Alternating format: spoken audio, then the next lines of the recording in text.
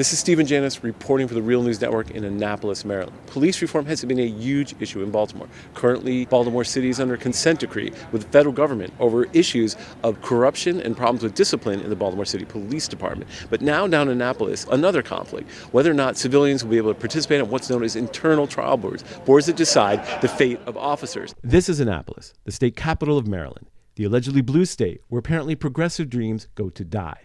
And nowhere is that truism more obvious than inside here, the Senate Judiciary Committee hearing room, where testimony was heard for several key pieces of reform legislation on Tuesday, among them including civilians on police disciplinary boards and rolling back solitary confinement for the mentally ill. But despite the uprising after the death of Freddie Gray in police custody and a scathing report by the Justice Department recounting unconstitutional and racist practices by the Baltimore City Police Department, the pleas seem to fall upon deaf ears.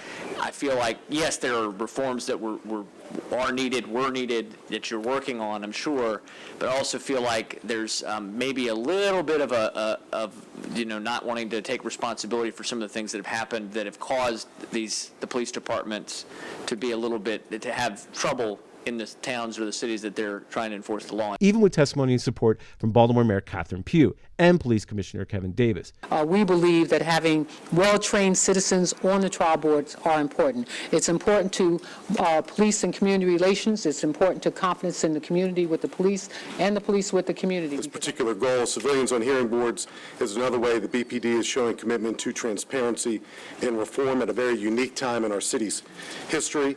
The most prominent obstacle, committee chair and Democratic State Senator Bobby Zirkin, who casts doubt on having civilians participate in police discipline. It's a little concerning to me on multiple levels, but as a precedent, that a county would come down here on issues that are unrelated to this and say, well, we didn't like the way that our bargaining with Baltimore County's teachers went, so state legislature, can you pass a bill to undo this? All the while apparently receiving approval from police union officials sitting nearby.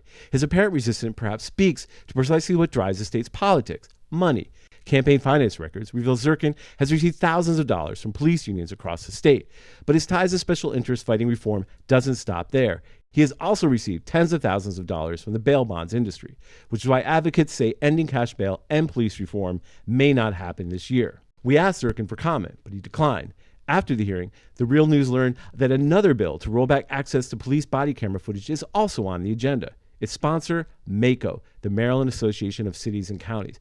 ACLU Legal Director David Roca says the bill would be another blow against progressive reform efforts to policing. There's a real danger that it will be interpreted by police departments and courts to mean that all the public would have access to is the moment of a shooting or the moment of a detention, and not all of the events in the incident, not the events leading up to it, which are obviously critical to understanding whether the law enforcement action was appropriate or not. An ongoing reality for a state that purports to be blue, but seems to turn red when it counts the most.